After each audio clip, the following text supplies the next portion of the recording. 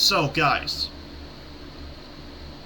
have you ever heard of Hollywood wanted Markiplier died? I mean, it was recommended on YouTube for me to watch, and I don't know why it did die. Why did Hollywood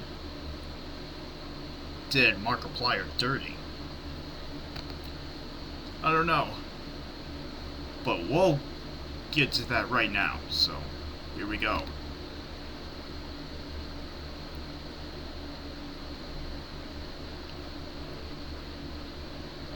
Markiplier has seemed to do the impossible, and now Hollywood wants him dead for it. From going to being a simple gameplay YouTuber to now literally being a successful movie actor and director. His most recent movie, Iron Lung, has done record numbers in the box office. Like 2020. Hey, I didn't know Markiplier is an actress now than just a YouTuber. That's very clever. And hello, random. Just started, and this movie is already on pace to be one of the most successful movies of the year. He was an independent creator with only $3 million invested into this movie, yet it has made him over $30 million back. And seems like it's doing a little too good, because Hollywood does not seem to like this at all. And that's because the movie wasn't supposed to do good. So how did Markiplier achieve the impossible and possibly change the future of Hollywood? Now, to understand why this was so unexpected, we need to actually look at the relationship between Hollywood and content creators, because it's a very, very strange journey. And most of that— Oh god, this guy sounds and looks pretty fucked up.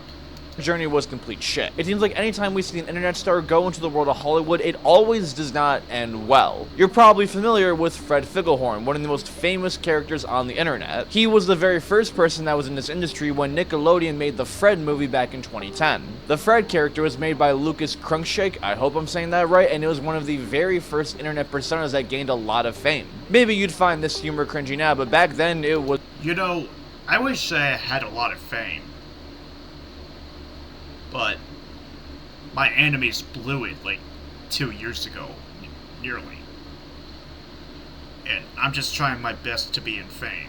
Was the best. Mostly to kids who were online. YouTube was just becoming a thing, and there were a lot of genuine stars on there. Fred's channel was the very first one that actually hit 1 million subscribers. And at the time, he was everywhere. People loved him. So giant production companies thought that adding a big budget would go a long way. Well, that did not work. The Fred movie was a complete disaster to anyone who saw this. On Rotten Tomatoes, it has an average rating of 2.4 stars from fans and 0 from the critics. Oh my god. Yet for some reason, they decided to make 2 more of these. Why? It's almost impressive as to how bad they really were. And even with all of this, they did a Fred TV show, which is just as bad as you can imagine. The movie and the show were like brain rot before brain rot existed. They thought that adding a big budget and production company to the Fred Figglehorn character would really help complement it, but in reality— Oh yeah, I forgot. Brain rot, did it exist if the third movie was,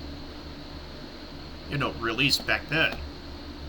Those were the good old days. It just felt corporate and forced, and it felt like all the creativity was just sucked out of the project. The same exact thing happened with the Smosh movie. In case you guys don't know, Smosh was also one of the biggest channels at the time, around the 2010s era when Fred was also around. Everyone was trying to be like Smosh, so the production company said, hey, why don't we make these guys a movie? This movie also was just as awful as you can imagine. I mean, even looking by the poster, it looks like complete crap. It was one of those straight-to-DVD type of movies, which tells you just how awful it was. The Smosh guys weren't even involved in the writing of it. It just showed you how inauthentic it was. And the fact that it cost $10 to rent was the biggest crime of it all. These are some of the worst because they were very obvious cash grabs. These were film and TV adaptations of people that no one really asked for. It took away a lot of the real magic of the content that was circulating at the time. Adding all of this money and production stuff just made it really complicated. So then it went into a new era where Hollywood tried to insert content creators simply as just actors. But first, I gotta pay my rent. Be honest, guys, how much time do you waste playing video games when you can use that time making money? My guess is probably a lot. Oh, well, first off, I don't have any money to afford my new place yet, and 2, I'm gonna have to, support my family, so that's why I didn't have time to do one of these, because these are way too expensive. Well, that changes now. Free Cash is a fun and easy way to make real money while doing simple tasks on your phone, like playing mobile games or completing surveys. With a 4.8 star rating on Trustpilot, Free Cash is recommended by almost all of its users. You can withdraw at any time and redeem your earnings through Amazon gift cards, PayPal, and more. With a wide variety of tasks and a large community for people who are trying to earn just a little bit more money on the extra side, Free Cash is for anyone. I spend my money playing Domino Dreams instead of doom scrolling. Something about matching tiles is just really satisfying to me. Make sure to enable app tracking so that you can properly get rewarded. With a low withdrawal threshold, huge number of offers, various withdrawal options, and a referral built-in system, you can cash in or spare time straight from your phone. The more offers you complete, the more you unlock, so give it a shot. Don't miss out on quick and easy rewards. Make sure to sign for Free Cash using my link or the QR code for your first $5 bonus. They tried getting these super hot influencers. You know, I tried these before, but it doesn't feel right.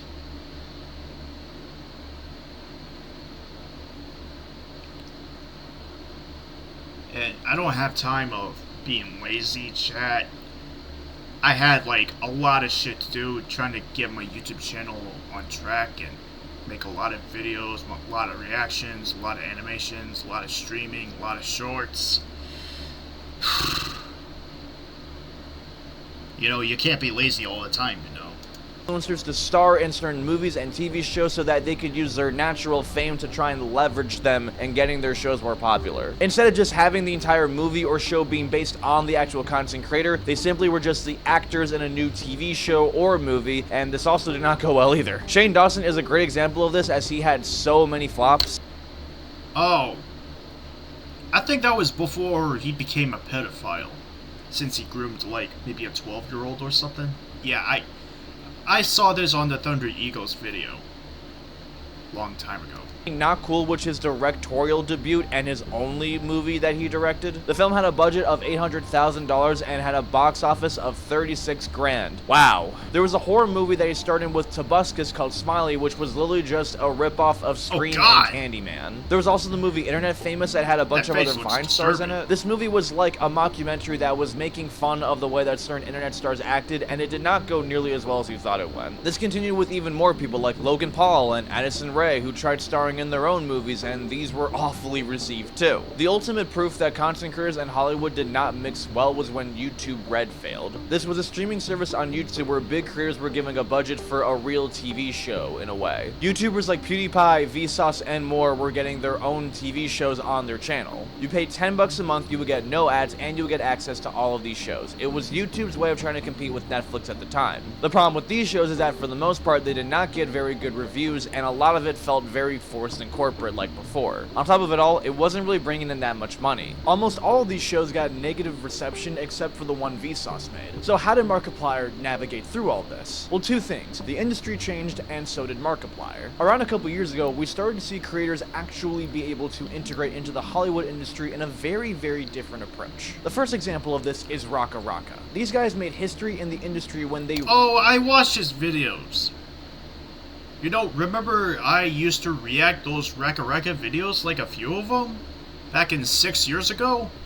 Yeah, I did react to one of these and post it on YouTube for everybody to see, but those videos are long gone because of me getting manipulated at. Wrote and directed the movie Talk to Me. This is one of the most creative and well-executed movies that the horror genre has seen in a very long time. It wasn't just critically acclaimed, but it crushed in the box office. Most of the people saw this and didn't even know that the guys who made the movie were YouTubers. Initially, these guys blew up on YouTube with their very graphic skits, but looking back at their content, it kind of foreshadowed what they were able to really— Well, sadly, Raka Raka has been inactive since like 2022. I don't know what the hell happened to them. I hope they're doing alright. Make. It's no surprise that they went 2 for 2 with the movie Bring Her Back, which was also pretty successful. And it wasn't just in film, it was also in television. Mr. Beast recently destroyed many records with his TV show Beast Games. Now, I'm pretty sure you definitely have heard about this because the first season— we can't beat Mr. Beast on his sub count. Like I said, he is rich, and meanwhile, I was poor, struggling to receive more money and followed by working my ass off just to do any requests for you guys and doing a lot of reactions and streaming just to get my revenue up as soon as possible. Yeah, money ain't easy, guys. Give away $10 million, which is the largest cash prize in game show history. MrBeast was given a $100 million budget for this show, and immediately after the first season dropped, they already started filming season 2. The second season hasn't even finished yet, and they're already producing season 3. Obviously, MrBeast is a bit of exception because he's the biggest YouTuber ever, so naturally he's going to have some leverage. And the TV show is basically just a bigger version of his content. It's really more of a reality show. And not just because of that, but also for a lot of the very strange mixed reception.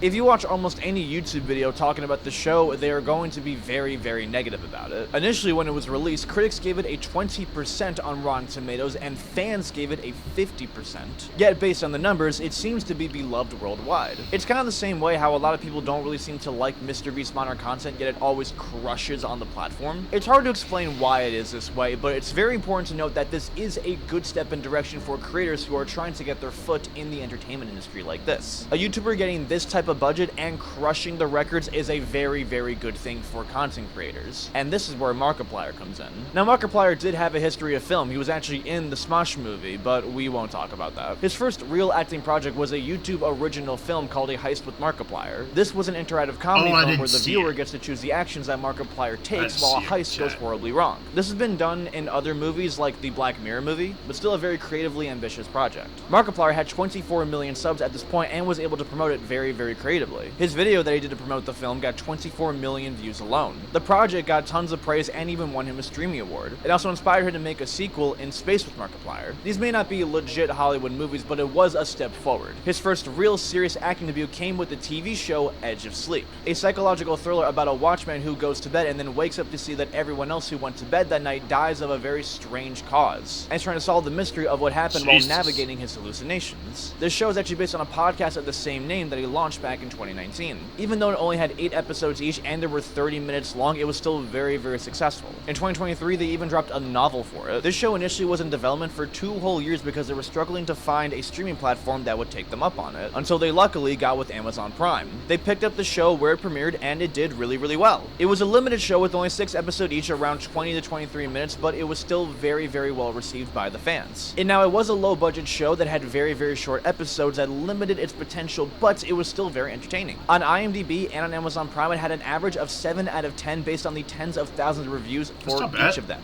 And that's insanely impressive for a very small show with a small budget. On top of the fact that Markiplier isn't really that experienced in acting. They also released the show super early with like no promotion. The only promotion was Markiplier himself. Maybe it wasn't the greatest thing ever, but it was very well made. It's just a shame that after a couple of months they took it off of Amazon Prime and moved it to Tubi, which is like the bottom barrel of streaming services, but still a step forward. And this I have never heard of this app. is the building block for the Iron Lung film. Now for context, Iron Lung is a submarine horror simulation game. Markiplier's gameplay of this video has 14 million views on YouTube alone, and that's just one of the gameplay videos. His fans thought that a movie for this game would be pretty sick. So much so that the actual creator of the game posted that Markiplier and Jacksepticeye would star in the movie as a joke. Well, a couple months later, that joke wouldn't be a joke anymore, because the film was confirmed to be legit. In April of 2023, Markiplier confirmed that he was writing, directing, producing, and starring in this movie. This was an independent movie, completely self-made, made entirely with his own vision, which helps explain the budget and the very long production timeline. The filming for this movie didn't take long, but it was intense. Markiplier even had to take a break from his actual YouTube content to focus on this movie. So much so that he even had to turn down a role in the Five Nights at Freddy movie, which for him is a pretty big opportunity to turn down, because that game was one of the building blocks for his career, and they weren't messing around with this movie, as apparently it was going to have the world record for the most amount of fake blood ever for a horror movie with 80,000 gallons. Post-production started on February 7th and ended on April 1st. Hello everybody, my name is Markiplier and I'm here to tell you that we're finally done filming Iron Lung. This has been a very long journey, and it's a journey that has taken way more time than I ever thought it could, but we are finally done. So why did this movie take nearly 3 damn years to actually come out in theaters? Well, for one, it had horrible time. As you should know, guys, movies in the modern days took a lot of effort. I am serious. This won't take like a couple of months like I did with the Kate's Revenge movie that I just put it back on YouTube. This took me like a couple of months for the movie to be done a couple years back. And Markiplier's movie took 3 years to be done. They have to like put the objects, make one, and scripts, everything. Making movies are difficult, you know. Take it to $10 as the example. $10 wanted to make a movie so bad about Dexter's Lab, Asians, and his own country or some shit, blah blah blah, that we seen on a Peepzilla video that I covered him. But the movie never came out because of his perverted actions, and people don't want to work with a child predator who obsesses over Lily from Dexter's Lab. Because right after they finished this movie, the Screen Actors Guild started having a strike. This movement was made to protest against unfair labor conditions. Markiplier partook in this strike because he believed in the cause and also believed that Hollywood was not treating YouTube actors fairly. The willingness to stand up against Hollywood... Yeah, just like YouTube when, you know, the videos that got, like, very inappropriate things because there's kids watching YouTube. The original one, not the YouTube Kids. I tried to fix this, but YouTube won't do shit. It don't do shit. You gotta be kidding me. Shows the kind of balls that Markiplier really had. Because at the end of the day, this was a passion project for Mark. It wasn't meant to be a crazy blockbuster. In 2024, Markiplier announced that the movie was finished. But this was just the easy part. Now he had to find a way to give this movie to his fans. Keep in mind, he didn't work with any big production companies that can do the distributing for him. He literally made his own film company just to make this movie. To get a movie out to the country, you need big stars, big budgets, big companies calling the shots. Markiplier, on the other hand, only had his fans, but that was more than enough. Initially, this movie was only going to be released in 60 independent theaters, because initially no one wanted to take a chance on Markiplier. So he encouraged his fans to literally call their local theaters directly to have this movie be played in there. If you've watched the trailer and you haven't gone back to ironlung.com to check the website, there's more theaters. There's 6 times more theaters than there were when I posted the trailer. This usually may not work for anybody else, but it worked very, very well for Markiplier because it got him in over 4,000 theaters nationwide. This was a real movie. And considering that Markiplier is literally one of the most beloved and non-controversial creators in history, it kind of makes sense. Like, I'm not a Markiplier fan, but I respect the hell out of him. Tom just wanted his fans to see it. The film finally got released on January 30th of 2026, and it got shat on by critics. Getting Iron Lung movie at all was an act motivated by love, but it's a game adoption that doesn't succeed in getting across what it was about the source material that so resonated with Mark Fishback that he felt so compelled to make the film. Glacially paced and filled with vague references to a larger world, it never manages to connect the audience to. It unfortunately commits the cardinal sin of being rather boring. 4 out of 10 stars. Online gaming legend Mark Fishback writes, directs, and stars in this feature about a convict on a vague intergalactic mission. But his bare-bone production has nothing to show. 2 out of 5 stars. Iron Lung is audacious and at the same time feels astonishingly boring. Still, it feels more enthusiastic and celebratory than... Do you know, Markiplier took a lot of effort for this movie to be done, and people said it was shit.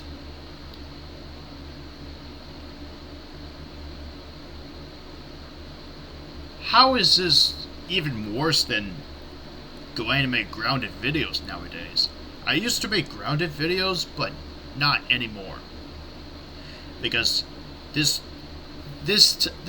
types of videos were overused nowadays, so I don't do that. So that That is why. Any blockbuster adoptions built on safer math. Insisting that the mission is bigger than any one person, including its creator, the film opens space for more daring, messy attempts to follow. For indie cinema, that alone may be worth the ordeal. If not, the gallons of blood, C+ rating. This is the average rating that you'll see from a professional critic. If you were to ask any critic, this film is considered a failure. But when you actually look at what the fans say, it's a different story. The reason why it was getting such negative feedback was because of the pacing of the movie. Now, this is not a spoiler, it's just a mere description of the film, but be cautious. This movie is a slow burner. It's not a thriller with constant fast action like the usual movie under a genre like this. The stress of the situation is what adds to the pressure. It goes against a lot of what Hollywood movies are used to. Penguin Zero sums this up pretty well.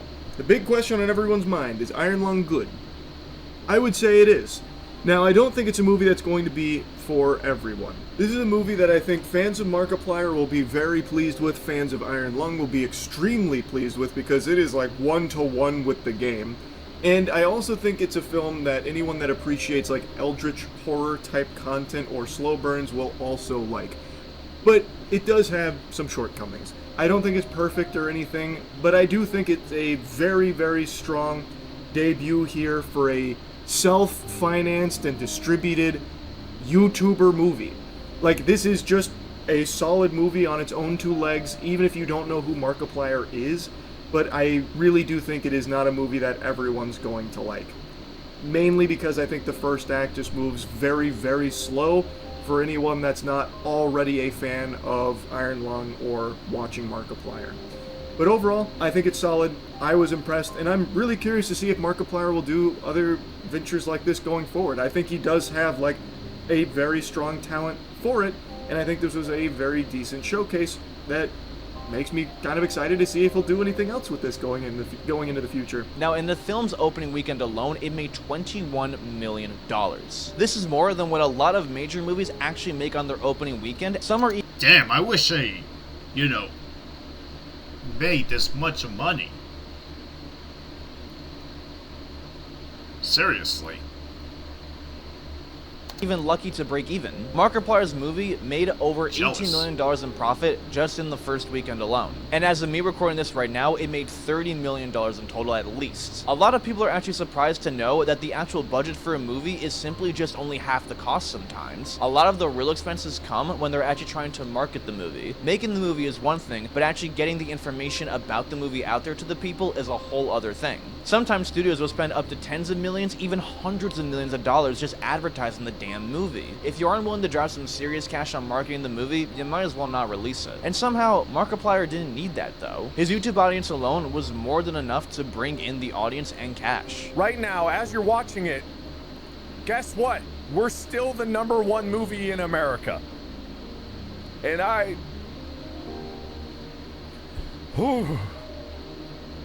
but not by much. But success wouldn't last that long. On Friday, it would skyrocket to #1 on the movie charts, yet on Saturday and Sunday that same opening weekend, it just suddenly disappeared. So this is funny. This is on Friday. The box office numbers. I'm #1, right? I milked it a lot. I said it. It was very funny. I knew that Sam Raimi's movie was going to pass me eventually by the end of the weekend. But I was like, haha, I'm #1. But then, I didn't see this yesterday, but here's Saturday. So this is Saturday, right? I swear I was on this list. But Iron Lung isn't here anymore. There's no numbers for Iron Lung. It took me off the chart. And I thought, hey, maybe that's a fluke. Maybe there's something wrong. But here's Sunday. I wake up this morning, which reports the day before his numbers. I'm gone. I'm not even above Hamnet. I'm nowhere. Zootopia's back up here. Avatar's up here. Melania's up here. I feel like I should just, like maybe I'd be fine with here. I'd be fine with being on the chart. Why'd you take me off the chart? I feel like I deserve to be on the chart. That doesn't really make any sense because Iron Lung made more money than all of these movies with the exception of Send Help. That one beating Iron Lung makes sense. But it definitely doesn't make sense how Melania was above Iron Lung considering that it did not bring in nearly as much money. It made less than half of Iron Lung with over 10 times the budget, which is just like really, really sad. It's all pretty suspicious when you even look at the fact that Iron Lung was beating Disney's 10-week streak at being #1. Some sources, including Forbes, were trying to claim that it was just a glitch. But that's a pretty weird glitch much to have, don't you think? How do we not know it wasn't just Hollywood trying to sabotage an independent creator for trying to finally beat them? Markiplier went against Hollywood. No, Hollywood is just it's just fucking with Markiplier alive. You bastards. I used to watch his videos when I was like 10, 11 years old. When I was in 4th grade. Hollywood in every single After way I with turned this good. movie. Even the format of it was something that was unheard of. No production company or studio trying to make money would ever recommend you to make a project like this. These Regardless Hollywoods of are whether you great. hate it or like it, it's just simply not something we see as traditional in this industry. From a pure investor standpoint, a film like this is not profit incentive. Nowadays, all movies are designed for one thing, to make money. The plots are predictable, the stars are repeated, it feels like there's no actual chances being taken. That's because predictable is profitable. Rebooting the same damn things 100 times and then just repackaging it with a bigger budget is going to give you a much better return on investment on average. An independent man who makes an independent passion project that goes against everything Hollywood stands for is not profitable on average, but with Markiplier, it was, and Hollywood does not like that. And that's exactly why they want him gone. Regardless of how you feel about the movie, what Markiplier did was a very, very good step in the right direction. It leaves the door open for YouTube creators and other independent filmmakers to finally get their foot in with their own projects. But it's also a warning sign to the higher-ups who are not going to like this, because they see it as a threat. So it's important that you support the creators that you love and let them take some real chances. Ugh. Yeah, Markiplier has been through so much. Damn. I don't know, Hollywood just turned out to be a dick. Turned out to be a douchebag.